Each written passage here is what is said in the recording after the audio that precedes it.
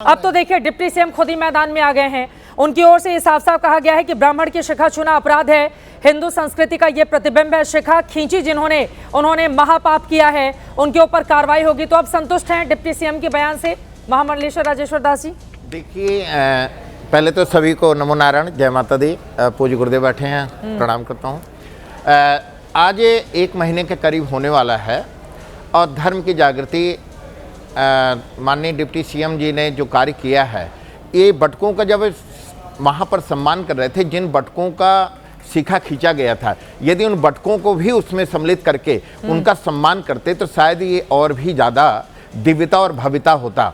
क्योंकि एक तरफ आप सम्मान कर रहे हैं और वो जो बटुक जिनका शिखा खींचा गया, उन बच्चों को ना बुलाना, ये कहीं न कहीं एक सांकेतिक दृष्टि जाती है। मेरा कहना है सभी से कि जिन लोगों ने, जिन अफसरों ने शिखा खींचा है, सांकेतिक सही किया तो कम से कम धर्म के लिए एक जागृति ला रहे हैं और ऐसा संदेश दे रहे हैं कि हम कुछ कार्रवाई के लिए आगे बढ़ेंगे। परंतु हम तब संतुष्ट होंगे, समाज तब संतुष्ट होगा जिन शिखा खींचने वाले अफसर हैं, उन अफसरों का आप कार्रवाई करें, उनको सस्पेंड करें, या जिन्होंने अभद्रता का ऐसा परिचय दिया है अगर उन पर कार्रवाई करते तो शायद आपका भी और देखकर आपको लग रहा है कि वो ऐसा करेंगे। उनकी ओर से तो सदन में शंकराचार्य को नकली बताया जा रहा है। आप लोग को क्यों लग रहा है कि वो मानेंगे इस बात को? देखिए, बार बार सरकार है, बार बार कहीं न कहीं से कभी डिप्टी सीएम का, कभी दूसरे डिप्टी सीएम का, कभी किसी का आए दिन बयान आता है। अभी हमारे पूजनी जी भी यही कह रहे थे, आचार्य श्री जी भी, कि जिन बटकों के साथ ऐसा व्यवहार हुआ उन पर कार्रवाई होनी चाहिए। आपके यहाँ डिबेट कई बार हुआ, हर बार यही होता है कि कार्रवाई हो रही है, परंतु हम सब लोग यही कहते हैं कार्रवाई आज तक हुई नहीं है। उसको नहीं लगता है जरूरी है, आप लोग कहते रहिए, क्या फर्क पड़ता है? उसको लग रहा है वो नकली शंकराचार्य हैं, उसको लग रहा है कि जो उसने किया वो बिल्कुल ठीक किया। आप लोग कहते रहिए कि कार्रवाई कीजिए। अब देश काल स्थिति को देखने के बाद एक तरफ तो सनातन की सब जय जयकार कर रहे हैं और एक तरफ सनातन का शिखा खींच करके एक ऐसी स्थिति उत्पन्न कर देते हैं, फिर वहां अनेकों विवाद उत्पन्न हो जाते हैं। तो मैं कहना चाहता हूं आपके माध्यम से, अगर आपको इन अफसरों पर कार्रवाई यदि करते हैं तब शायद सनातन को और हमारे संतों को सबको ये लगेगा कि आप कुछ कार्य कर रहे हैं, और नहीं अगर करते हैं तो हम लोगों को ऐसा महसूस होगा, संत जनों को, हमारे आध्यात्म और सनातन को, कि ऐसा लगेगा कि शायद इसमें भी कहीं न कहीं कोई राजनीति हो रही है। संतों की बात तो सुन नहीं रही है। मैं आ जाती हूँ जरा बाकी मेहमानों पर। महंत श्री नारायण गिरी जी, अब सीधे आपके पास आते हुए, अब योगी जी ने जो किया बिल्कुल ठीक किया विधानसभा में, और अभी ब्रजेश पाठक जो कर रहे हैं वो भी ठीक कर रहे हैं, क्योंकि डर लग रहा है ब्राह्मण वोटर कहीं छिटक ना जाए। नारायण गिरी जी, इसीलिए सारी कवायद है, एक आग लगाते हैं, दूसरे पानी लेकर आग बुझाते हैं। नहीं चित्रा जी, देखिए आपने जो कहा कि बटुकों का जो है वो चोटी खींचा गया, उनको मारा गया, बटुकों ने जो पुलिस के बिले छीने गए, उनके पुलिस के कपड़े फाड़े गए, उसके बारे में तो आप एक बार भी नहीं बोली। जो वहां पर जो है पुलिस ने जो प्रशासन का बेइज्जती किया, उसके धक्का-मुक्की हुआ, तो एक दूसरे का पूर्व के आपस में जब होता ही है। पुलिस वाले का नाम बताएं, कौन से पुलिस वाले हैं जिनके कपड़े फाड़े गए थे?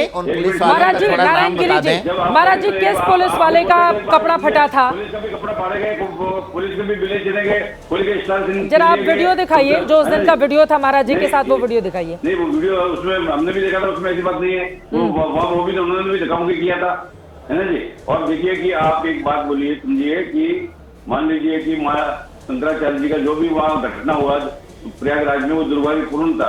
हम साधु के रूप में उनका सम्मान करते हैं। कोई कोर्ट ने तय नहीं किया कि शंकराचार्य जी अभी जो है कि नहीं है, उसमें भी तय हुआ नहीं है। उनका आपस में वासुदेवानंद जी का और उनका डिस्ट्रीब्यूट चल रहा है। तो इसमें आपस में जो है, देखिए कि 2090 के अंदर में जब शंकराचार्य जी को जो है पूरा बंद कर दिया गया, उनके गुरु जी को समाजवादी पार्टी ने, मुलायम सिंह जी ने बंद किया था, और जब 15 में लाठीचार्ज किया था तो उन लोगों ने कितनी तो उसके बाद तो आप लोग बोल ही दे रहे हैं विशेष रूप से। तो जब प्रशासन कहते हैं, जब कोई भी गंगा किनारे रहते हैं लोग, तो स्नान करके अपना जो है गंगा किनारे बहुत संत महात्मा रहते हैं और शंकराचार्य जी लोग रहते हैं, तो स्नान कर सकते हैं। उसमें स्नान करने में कौन रोक रहा है? वहां पर इतना तामझाम लेके जाने की क्या जरूरत है? तामझाम लेकर कौन जाएगा?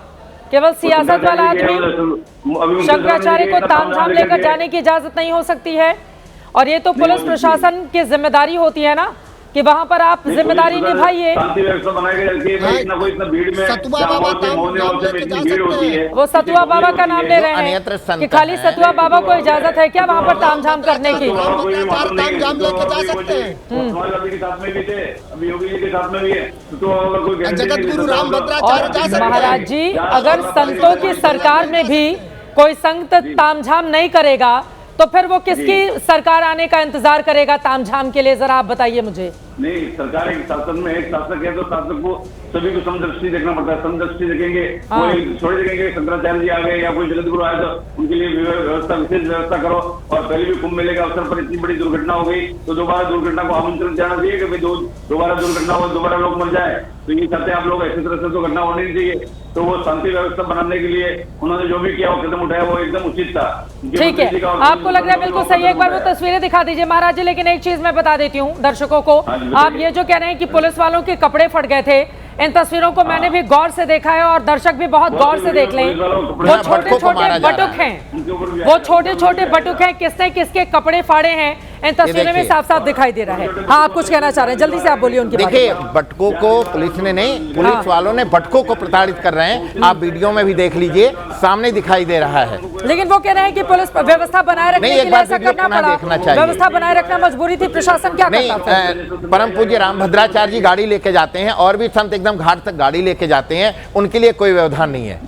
तो राम भद्राचार्य जी की बात अलग है ना। राम भद्राचार्य जी मान लीजिए वो कैसे पहुंचेंगे, उनको थोड़ा अगर हम किनारे रख दें तो बाकी लोगों के लिए क्या एक जैसी व्यवस्था नहीं होनी चाहिए?